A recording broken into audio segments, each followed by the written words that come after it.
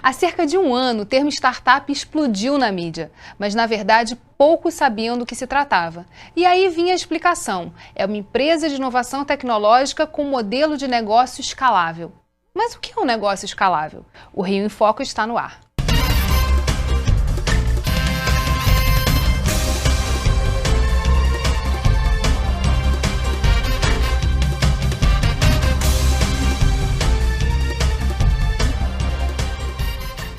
Para explicar o que é uma startup e quais políticas públicas são importantes para o desenvolvimento delas, estão aqui Cláudio Nazajon, diretor da Nazajon Sistemas, e Paulo Roberto de Andrade, gestor de projetos de startup do Sebrae. Vamos começar explicando um pouquinho o que é startup, o que é esse negócio, modelo de negócio escalável?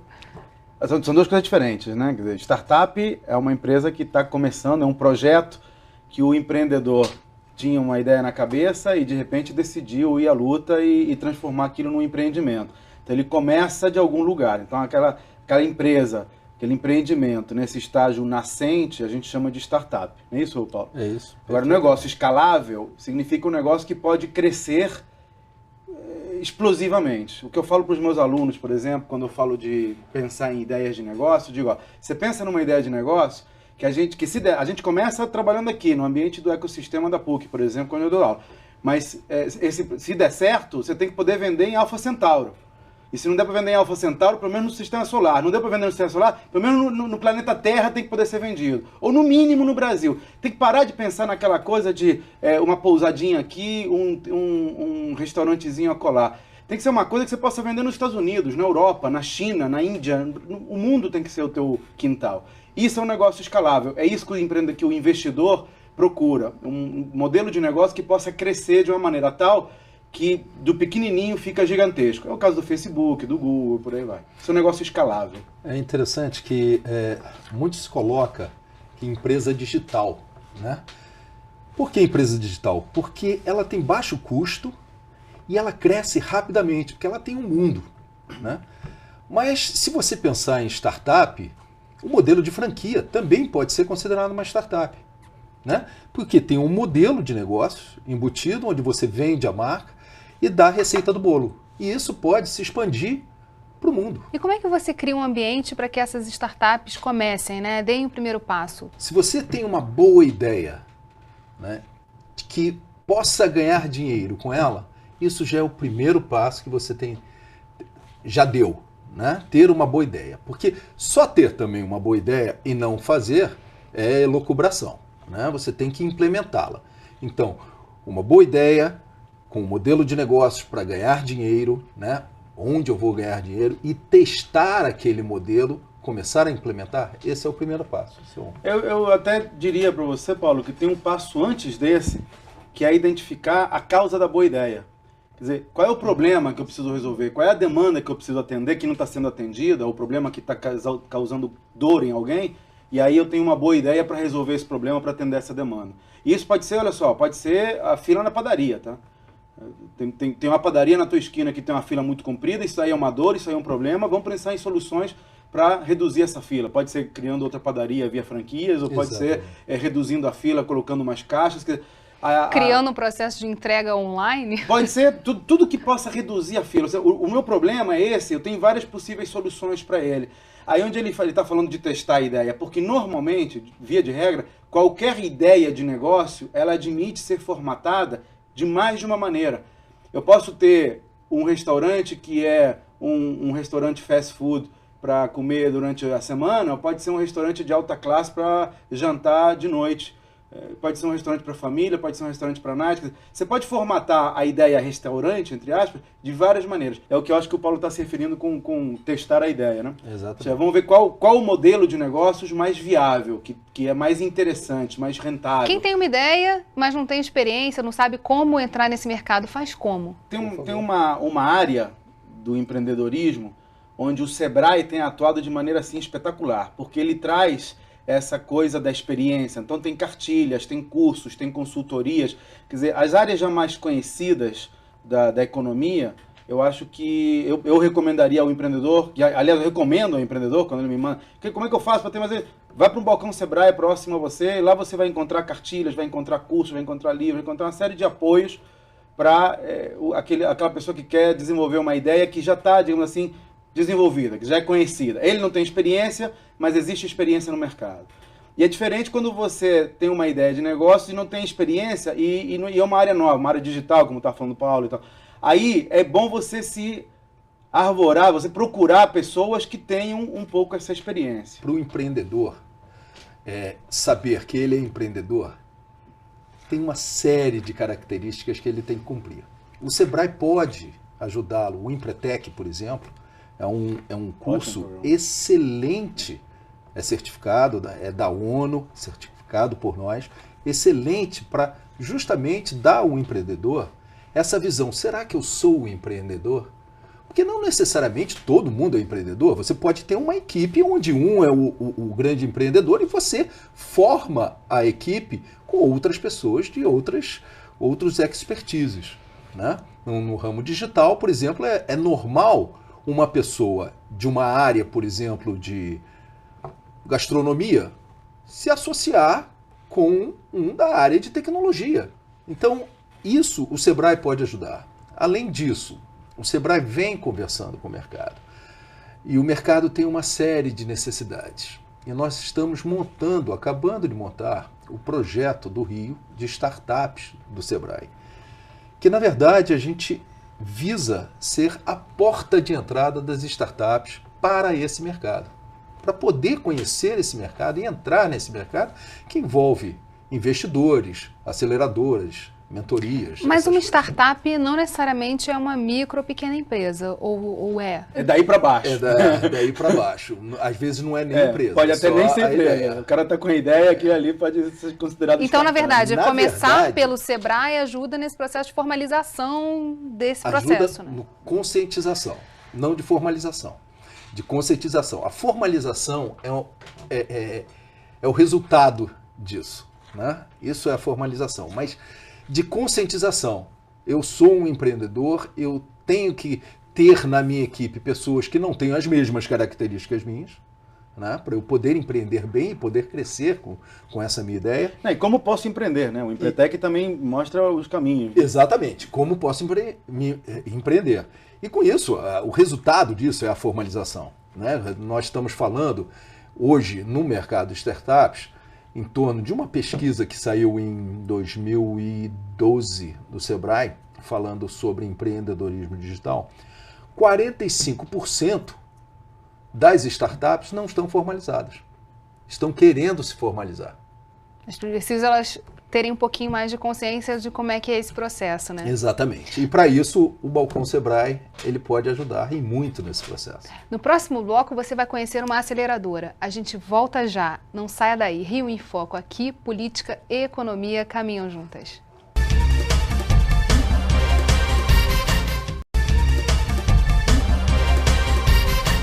O Brasil tem 9 aceleradoras, 5 delas estão no Rio de Janeiro. Nossa reportagem visitou uma aceleradora. Vamos ver. A aceleradora é o empurrão que o empreendedor precisa para que o empreendimento que ele idealiza desabroche. E não é preciso muito. Nesta aceleradora, por exemplo, são 3 jovens trabalhando numa sala de pouco mais de 6 metros quadrados. Mas daqui já começam a sair bons negócios. Quando a gente fala de Facebook, Twitter, por exemplo, que são grandes empresas, muitas pessoas não sabem como essas empresas surgiram. Essas empresas foram startups um dia e elas começaram justamente nesses núcleos de fomento, núcleos de investimento chamado aceleradoras. O foco de cada aceleradora acaba sendo o seu diferencial de mercado, porque a gente atende um nicho, uma parte dos empreendedores, a gente não atende todos, no caso nosso da economia criativa. E como existem aceleradoras que focam em projetos digitais, aceleradoras que focam em negócios sociais, em projetos mais sociais, enfim. Então foi dessa forma que o movimento de aceleradoras vem crescendo nesse 1 ano e meio. O que a gente faz no nosso dia a dia é lidar com o sonho de outras pessoas. Quando o empreendedor bate aqui na porta, chama a gente e fala assim, pô, você pode ajudar a gente a construir, você pode me ajudar a construir meu projeto? Pô, o cara tá ali, ele tá sozinho, tá com um projeto debaixo do braço e ele não sabe para onde ir, de verdade, ele só tem um sonho grande. E quando a gente aperta a mão desse cara e fala assim, nós vamos ajudar você a chegar nesse lugar aí e atingir esse seu objetivo, nós vamos juntos. Quando a gente está fazendo isso, a gente está assumindo um compromisso muito sério com esse cara. Para a gente, para a empresa, numa visão financeira, numa visão capitalista, é mais um projeto, é mais uma empresa que está aqui dentro. Mas para esse cara, não. Para esse cara, pode ser o único projeto da vida dele. E ele vai apostar toda a vida naquilo. E é por isso que é sério. A gente tem a vontade, a gente está fazendo todo o nosso trabalho, justamente para mudar a perspectiva de empreendedora do Brasil. A gente está falando aqui de 9 aceleradoras do programa Startup Brasil, né? E 5 delas estão no Rio. Devem existir mais aceleradoras.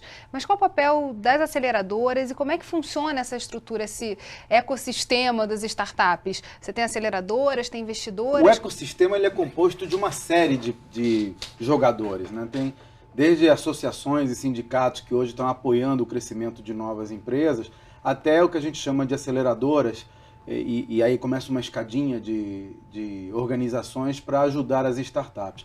Então, por exemplo, uma aceleradora é um lugar que seleciona projetos com potencial de desenvolvimento rápido, e aí durante um período, normalmente de 3 a 6 meses, ajuda essas empresas, orienta essas empresas a fazer uma série de processos que a gente hoje conhece como sendo, por exemplo, desenvolvimento ágil, né, ou geração de modelos de negócio. E aí, durante esse período, ela vai, então, testando modelos de negócios diferentes, testando possíveis fornecedores e por aí vai.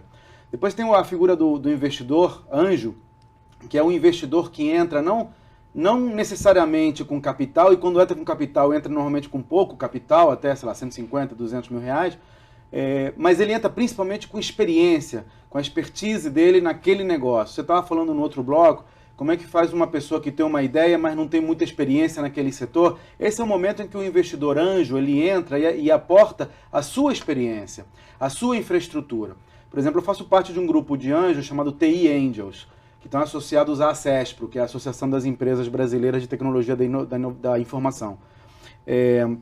Esse grupo de anjos ele é dedicado a empresas de TI, de Tecnologia da Informação.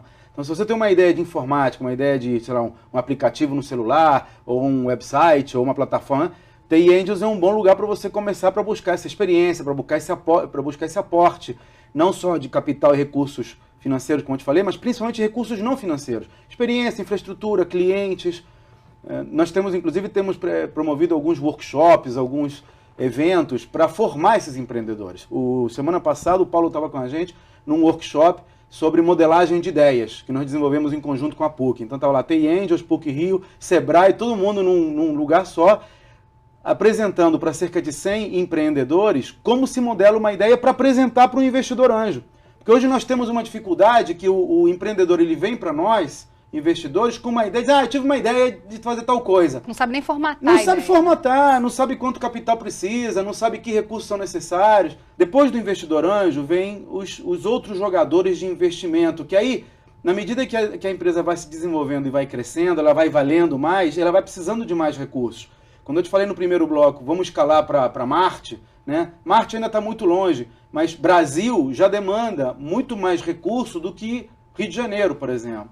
E aí, quando você precisa desse recurso para crescer em nível Brasil, ou ir para a América Latina, ou para os Estados Unidos, ou para o mundo, você precisa de capitais um pouco mais gordinhos do que aqueles que o investidor anjo pode te entregar. E esse é o momento de fazer, então, a segunda, terceira, quarta rodada de investimentos. A aceleradora ela tem um papel aí que vem um pouco...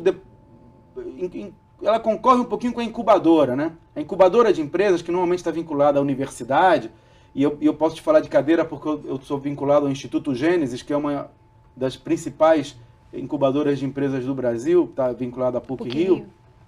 E o Instituto Gênesis, o que ele fornece é todo um ambiente para o empreendedor incubar lá. Então ele ganha uma sala, ele ganha recursos tipo sala de reunião, secretaria, telefonia, etc. e tal. Tem o ambiente acadêmico ali do lado, os professores e tal, para ajudar ele a desenvolver, mas ele não tem um processo de desenvolvimento, não tem ninguém com chicote lá dizendo, agora vamos testar cliente, agora vamos testar fornecedor, agora vamos correr atrás desses parceiros. Não tem. Na aceleradora, a aceleradora tem esse papel.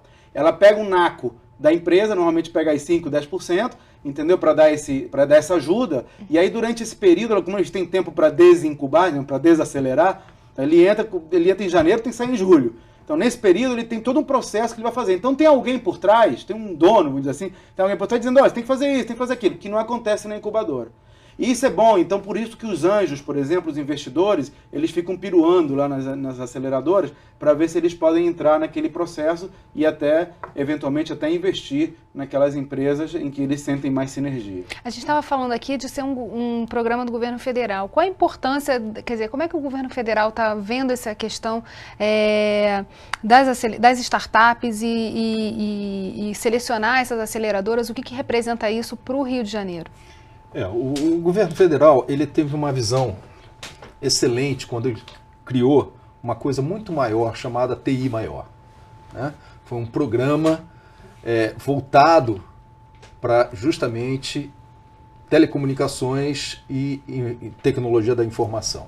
Dentro desse programa tem um pedaço chamado Startup Brasil. E por que a preocupação, e que foi um belo de um programa montado pelo governo federal, que, na verdade, envolveu o próprio mercado, o próprio ecossistema. O ecossistema se envolveu nisso. Quando se fala em ecossistema, muitos me perguntam, ecossistema? Que negócio é esse? Não é mercado? Isso é mercado. Por que é ecossistema? É porque quando a gente fala em startup digital, eles associam muito com os sistemas ecológicos, em que quando você simplesmente deixa acontecer, ele se expande, né? Então, ela é escalável, por isso o ecossistema. Daqui a pouco vamos falar sobre casos de sucesso. A gente faz um rápido intervalo e volta já. Rio em Foco aqui, política e economia caminham juntas.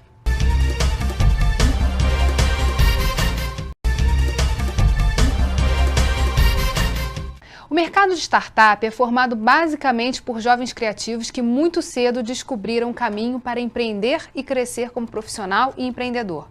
Nossa reportagem conversou com um deles. Vamos ver.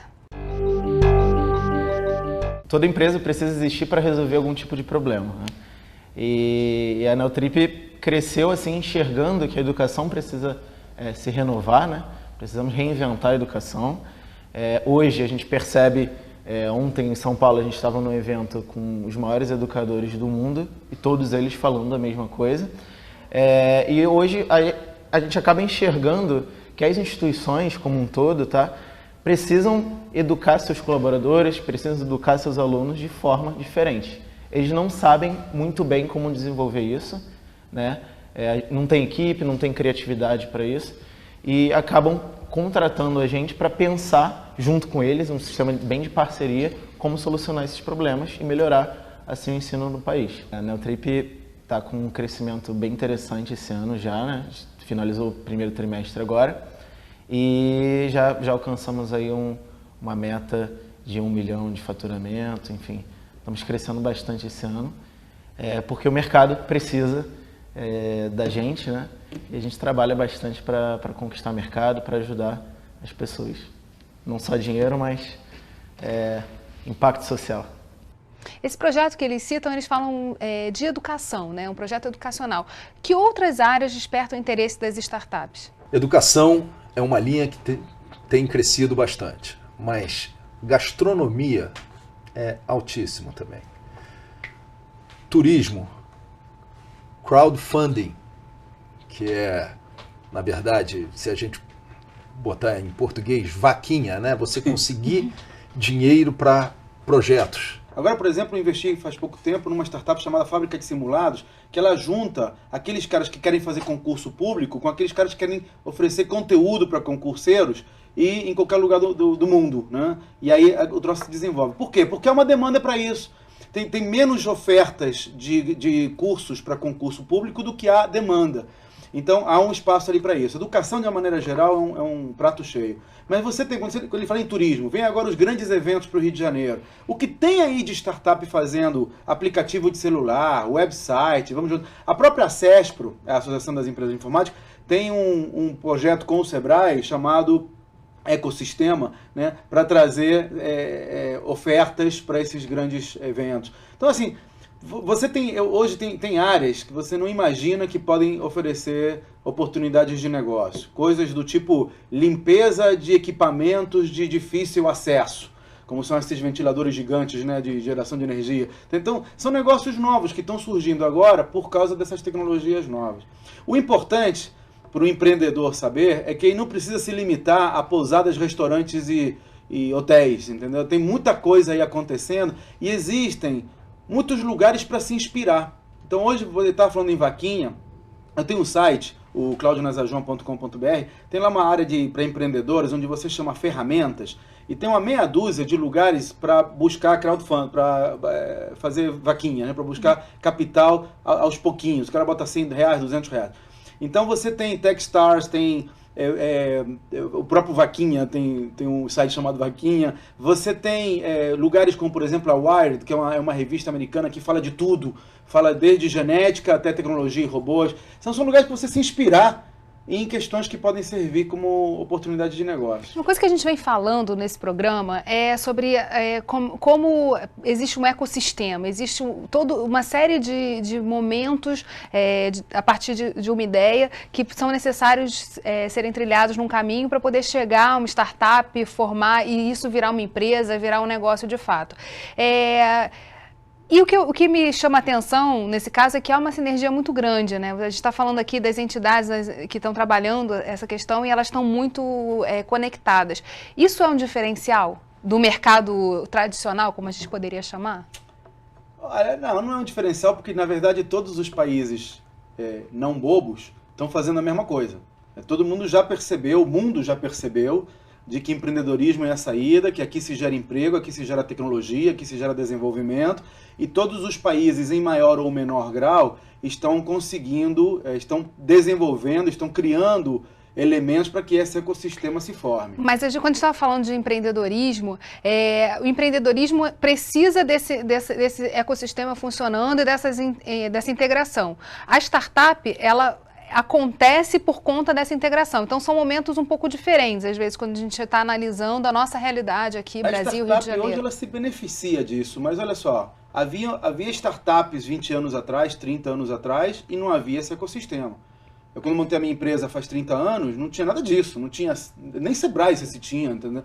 Porque era pegar dinheiro no banco e desenvolver, que era um negócio que eu proíbo meus alunos, pegar dinheiro no banco e fazer a empresa, entendeu? Hoje não tem como, não tem porquê fazer um negócio desse. Então hoje o ambiente empreendedor, esse ecossistema empreendedor, ele serve e muito para favorecer a criação de startups, mas não é necessário que exista para que a startup ocorra. É muito importante eles focarem no problema, em resolver um problema. O problema não é dinheiro. O problema não é aceleração. O problema é resolver um problema. Esse é o problema. Eles têm que focar nisso. Então, o ecossistema, ele funciona e ele está se expandindo, graças a Deus, para atender a esses que realmente querem resolver problemas. E é um trabalho colaborativo. Vamos entender o seguinte, uma ideia, um problema, né? Eu tenho uma ideia. Essa ideia deve ser dividida. Será que realmente é um problema? Será que outros podem colaborar com essa sua ideia? Com esse teu modelo de negócio? Todo mundo, muitos deles ficam receosos. Não, vou roubar minha ideia. Mas não há roubo de ideia, há colaboração de ideia. E há um potencial, uma capacidade de fazer, né? Não é o contrário, estou super contente que ele falou disso, porque o que tem de empreender, mas eu vou falar minha ideia, você vai roubar minha ideia. A ideia não vale nada, Geis, a ideia não vale nada. Enquanto a ideia não tiver uma validação, o sujeito não tiver ido no mercado, não tiver testado se funciona, não tiver montado a infraestrutura, não tiver criado alguma máquina para explorar essa ideia vale zero. E se ele não explorar, se ele não compartilhar essa ideia com outros, a ideia vale menos ainda. Tem um cara que fica com aquela ideia durante anos, aí aparece alguém com a ideia que compartilha, consegue investidor, consegue desenvolver e diz, essa ideia era minha. A ideia não era tua. É muito pouco provável que uma pessoa tenha uma ideia que 6 bilhões de pessoas no planeta não hajam tido antes. Quem desenvolve essa ideia é que vá para frente. Vamos fazer só um paralelo em termos de ideias, né? Se a gente botar o Facebook, né? Não tinha um Orkut antes? Tinha um Orkut, né? O Orkut desenvolveu um modelo né, que trabalhava com o quê? Com pessoas, né? Era interação de pessoas, só de um grupo restrito. Bem, o que veio o Facebook fazer? Gerou um novo modelo de negócio, tá? Diferente, mas trabalhando sobre uma mesma ideia. Só que diferente o modelo. Que ideias a gente pode dar para o nosso legislador quando a gente fala assim da importância de estimular isso? Por que startup é importante? Por que criar esse modelo, essa base para os negócios andarem é importante? O que precisa fazer para que a gente tenha esse ambiente criado no Rio de Janeiro, no estado como um todo? Eu acho que a minha impressão é que o governo já se deu conta da importância do empreendedorismo. A presidente Dilma também já está fazendo um belíssimo trabalho no sentido de favorecer isso daí. O que eu queria era compartilhar uma experiência que eu vi. Eu tive, poucos meses atrás, eu fiz uma turnê aí pelo mundo, vendo diferentes lugares do ecossistema empreendedor. Então eu fui para aceleradoras, fui para investidores, falei com uma série de jogadores dessa arena. E uma das experiências mais marcantes nessa turnê que eu fiz foi no Reino Unido.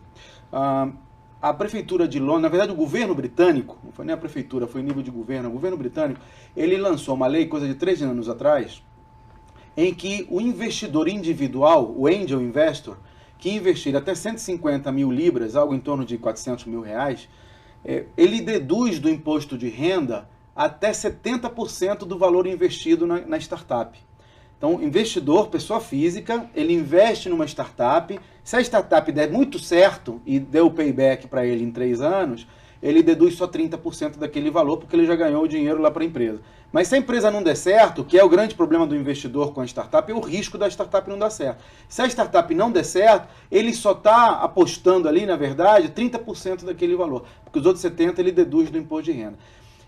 Só essa lei fez com que o ambiente empreendedor, onde eu vi foi em Londres, mas é no Reino Unido de uma maneira geral, florescesse de uma maneira tal que a Europa não era conhecida pelo empreendedorismo e agora o Reino Unido passou a fazer parte do mapa de empreendedor. Quando você fala hoje em mapa empreendedor, você fala obviamente no Vale do Silício, você fala em algumas cidades dos Estados Unidos como Washington, Nova York, você fala agora, está começando a entrar alguns outros espaços, para Singapura, por exemplo, e o Reino Unido está nesse mapa, por causa de uma lei como essa que o nosso legislador pode trazer para cá e fazer do Brasil, por que não, um celeiro de investidores anjo e favorecer esse crescimento do ambiente empreendedor. E o legislativo, ele pode pensar em conjunto com o federal, né? Tanto o municipal, o estadual e o federal, podem pensar em criar um modelo que favoreça esses investimentos anjos. Não só com a dedução de imposto de renda, num caso de capital de risco, que é importantíssimo, sem sombra de dúvida, daí isso vai acelerar o nível de investimento anjo no país, tá? Mas também a facilidade de você entrar em capital de risco e sair desse capital de risco. Não é só o governo dar o dinheiro. Na verdade, a gente está falando aqui de criar um ambiente que as pessoas possam investir nisso como um mercado também, como um negócio e, de uma certa forma, desburocratizar esse processo como um todo, né? Quer dizer, isso se tornar mais fácil na vida real. Vamos ver, só fazendo outro paralelo. O Facebook, eu acho que a grande maioria da população viu o filme, né? Lá dizem, é no fio do bigode, né? Eu combinei com você, está combinado, está feito. Isso vale, tem valor jurídico. Obviamente, as nossas leis não permitem isso, mas precisa propiciar isso. Agora, contatos, para a gente fechar, encerrar o programa, tem alguns que a gente já falou aí ao longo do programa, mas contatos para quem quer começar a sua startup, quem tem uma ideia, por onde ele começa, quem ele procura? Vamos falar assim de www.tiangels.com.br. De novo. www.tiangels.com.br. www.sebrae.com.br. Bem, infelizmente, nosso programa chegou ao fim. Obrigada, Paulo. Obrigada, Nazajon. E obrigada a você que ficou com a gente até agora. O Rio em Foco é o programa do Fórum Permanente de Desenvolvimento Estratégico do Estado. Para acompanhar os nossos debates, acesse a nossa página na internet ou as nossas redes sociais. Você também pode assistir esse programa no site www.rioemfoco.rj.gov.br ou pelo www.tvalerj.tv. TV Alerj, o canal do povo fluminense. Até a próxima.